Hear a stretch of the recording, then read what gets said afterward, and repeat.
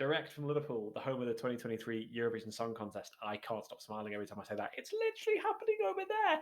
This is Pete from Eurovision. We are going to be reviewing the Italian entry for anyone who didn't watch San Remo for 5 continuous nights. But before we do that, let's cue the music. Let's cue the badly played ukulele. Let's show off the new titles. Let's see the new logo.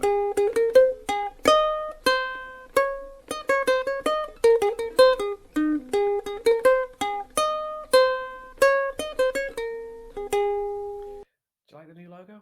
I had someone design it on the Fiverr app, which I think is really good if you want anyone to do anything for you that you can't be bothered doing yourself. And also, I'm terrible at art. Have you seen my old videos? They're terrible. Anyway, I hope you like the new titles and videos that I made, or someone else made for me, and I've just sort of gone along with it. But there we are. Right. The budget's gone up, hasn't it? I'm actually spending a little bit of money on it. It's not going to get any better. 93 subscribers can't be wrong. Right, let's talk about music. So we're going to talk about the Italian entry today. Now, Italy are being represented by Marco Mengoni, who actually took part in the 2013 contest with the song La Sengiali. My Italian is worse than most of my other languages, where he came 7th. Now, I love La Sengiali. I think it's a great song. I heard it last year at the San Remo with the orchestra and the shivers, and I still get the shivers listening to it. I listen to it fairly regularly 10 years on, and I watched the video to that song from 10 years ago before I made this video, and again, still the shivers. And wasn't the stage in Malmo tiny? You think you got problems in Liverpool? Malmo's was tiny. I deviate wildly. Now, for those of you that have been under a rock for the last 6 months, Italy chose their entry via the San Remo festival, which, for those of you, again, who don't know, is a 5-day music festival that goes on, well, for 5 days and seems to take over most of Italian life. And I think it's about 85% of the population watch it. Although, interestingly, the 2 Italian people that I know have never watched it and can't stand it. So that was a bit of a conversation stopper. I tried my best to watch the final night of San Remo this year, but it was Super Saturday. I'd seen Denmark, I'd seen Estonia, I'd been working all week. And so by the time we got to the end, well, not even the end, by the time we got halfway through San Remo, I was absolutely knackered. But Marco Mengoni won, and he decided he was going to go with his winning song. The song I'm going to listen to now is the national final San Remo version, which is 37 seconds longer than it's meant to be. So who knows what it's going to sound like on the night, because that still hasn't been decided yet. But he has stuck with the song that he sang at San Remo, because sometimes you get the option as the winner to change song. So the song is called Vite, or Vite. I think I got that right. To help me, I've tried to phoneticize it to write it down. But that just looks like Yorkshire, Vite, which I believe means 2 lives. Again, my Italian is terrible. I apologise immensely. I'm going to listen to it now, and then I'm going to tell you what I think of it shortly afterwards. So this is Marco Mengoni for Italy with Vite.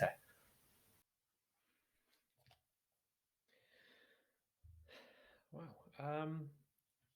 So as always, I write lots of things down in felt tip because I'm a small child. I think first I'll show you the first thing I wrote down, which is nice. Well, 2 things. One, terrific voice, terrific sort of silky, especially when he's doing the first verse. That's just a very low voice, and he doesn't quite go to falsetto, but he gets a really high range. And also, new haircut. He's a lot's changed in 10 years. He's ditched the suit for a vest made of a material I couldn't work out. But what a great singer. He hasn't lost it in those 10 years. His voice is absolutely outstanding. I don't know enough about singing or vocal coaching to give any sort of more description than that, but he's wonderful to listen to. And there's so many words, and I don't know if that's a feature of the Italian language, but there's a lot of words. He has to cram a lot of words into that song, and he does it, and each one is quite clear. I think I'd said with some of the songs that I've described earlier this year that sometimes the pronunciation of words, when done quickly, makes it very difficult. I think it was Gladiator for Poland, the runner-up there, sometimes made it difficult. And I think even Loreen, the word tattoo, actually gets lost sometimes in the pronunciation. But um, listening to that song along with subtitles, you very clearly hear everything's pronounced or dictioned, whatever word you want to use, perfectly. So his voice is wonderful. It's great. You know, and he obviously tests them across the range. There's a lot of like what was that? There's a lot of high notes and very low notes. Um, this is one of those great examples of songs that I just wish the orchestra was back at Eurovision, because it just sounds brilliant live. It sounds great with a live band. And again, when I heard La Sinjali last year, I probably said that wrong again. Again, done with the San Remo Orchestra, just a brilliant song. And actually, I mean, Italy tend to produce well-produced tracks for their songs, but just to see it done live is brilliant. And again, I heard backing singers. I hope they're live rather than backing track for Italy this year. But yeah, it's a very raw, powerful, and emotional song. You can see in his face, he's clearly. I couldn't get the translation, but he's clearly emotionally drained by whatever it is he's singing about. Um,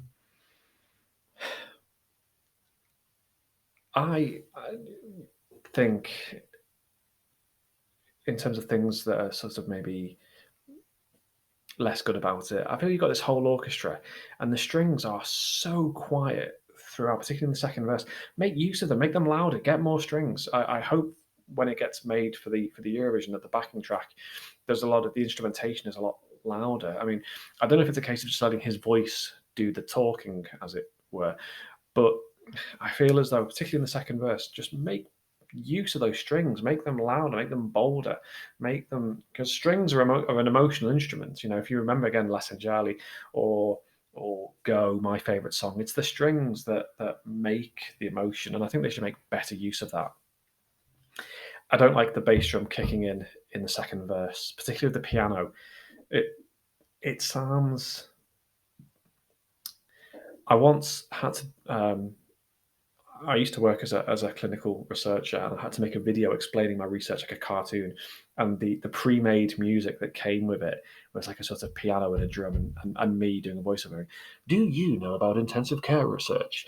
And it sort of had that sort of feel of, if you took his voice out, you could do a voiceover for you know health services or something. And I'm being slightly mean there, but I just there's a few songs this year where you've got this sort of quiet first verse followed by a bass drum, dum dum dum dum, coming in the second verse, and I just think you could do something different to that. The other thing that's nice about it, though, is that the chorus. Having listened to the verse, I couldn't tell in which direction the chorus was going to go. So I think well done for that element of surprise. Um, Staging now, San Remo staging tends to be quite understated. You don't get much in the way of dancing and things. And for example, what they did last year with Brividi was very different to what came out of the Eurovision stage. So there's always that potential of a much bigger stage in Liverpool, where you can do so much more if they want dancers, or they could just stick a solo man on a dark stage and get him to sing his heart out, and it would be equally as effective. Um, Not so keen on the camera work. There was a lot of juddery in, out, off centre camera. I don't know what the point of that was. I don't think it really added very much to it. I think again, I'm sort of going between sort of the positives and the slight negatives, but I think it's one of the few, would you even call it a ballad? It's one of the few sort of emotionally charged ballady type songs in the contest this year. So again, it might stand out in that regard. The big concern is that I was wrong. The video is 3 minutes 59. So if you take sort of applause and the openings things, it's around about 3 minutes 50. Where do you lose 50 odd seconds of this song? Where do you make those cuts? I would imagine it's probably going to be largely the first verse and other places along the way. I think there's a comparison to Brividi from last year, in that it's a male vocalist, or last year 2 male vocalists, singing a sort of emotionally charged ballady type song. And there's so much variant. I didn't watch very much of San Remo this year, but the entries that I heard, there were a couple of female singers who had really unique individual songs, and they're just being overlooked. And I think last year as well, you know, I would have gone for Chow Chow, because again, it's just it's a it's a it's a much more unique song, and I'm not sure whether another man singing another sort of ballady type song is going to be good. But obviously, we're not comparing it to last year. We're comparing it to this year's song, so it will stand out because it's a different ballad, compared to a lot of what the other people are doing this year. Um, I think to summarize my thoughts on it, it is a well produced song. It is a well performed song. Um, there's just elements of it that I just sort of that I don't get. I don't get that emotional response that I got from Les and Charlie. I don't get the shivers or anything like that from it. It's more that I can listen to it and go, yeah, he's doing a good job here, but I don't get that sort of this is a great song. So I think it's very well performed. It's great in that respect, but I'm not sure it's the one for me this year. I'm afraid.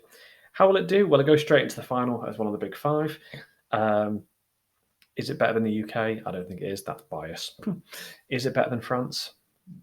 No, I'm not sure what it is. Is it better than Spain? Well, that depends what mood I'm in. Um, is it better than Germany? I think it is, but I think a lot of people like Germany this year. Is it better than Ukraine? Hmm, yeah, but again, you're comparing two very different songs. Um, Italy have a good track record in the last few years in the contest, and hopefully that will stand them in good stead this year. And this is jury fodder to the max, isn't it? This is to the max. What happened? 38. Um, and if we're going to credit the song for its sort of vocal and performance ability, then it will do very well in that regard. A phone vote is going to pick up for it. Well, it may just stand out enough when there's so many other upbeat songs going on, or it may get lost in all of it. I can never tell. Or if I did, I'd be very rich at the bookies. Do you agree? Do you disagree? If you do, comment, like, share, and subscribe. I said 93. I've checked. It's gone down to 92. One person's gone. Their loss. It's not. They're never going to see our lovely new titles. But yeah, I'd love to hear what you think about it, and we'll do another one soon. I'm probably going to do Switzerland next, and then I've got a sort of Eurovision numbers one. Where I asked the question, how many songwriters does it take to write a song? And the answer in Cyprus is dozens. Anyway, right. This is Pete from University, direct from Liverpool, the home of the 2023 Eurovision Song Contest, saying, I'll see you soon. Bye bye.